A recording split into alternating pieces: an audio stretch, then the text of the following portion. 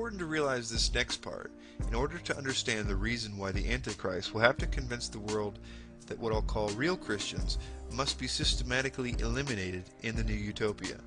The answer to that is found in the following verses. Behold, I give unto you power to tread on serpents and scorpions, and over all the power of the enemy, and nothing shall by any means hurt you. Notwithstanding, in this rejoice not, that the spirits are subject unto you, but rather rejoice because your names are written in heaven.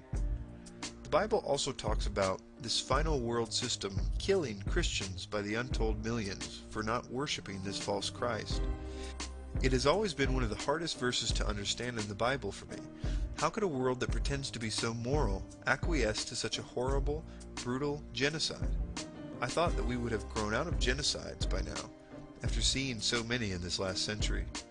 The answer is that it won't be the same world. Christianity is the only religion that has been explicitly warned about this false peace, and it will serve as yet another reason why they will need to be made the public's #1 enemy. They simply cannot go along with this new utopia.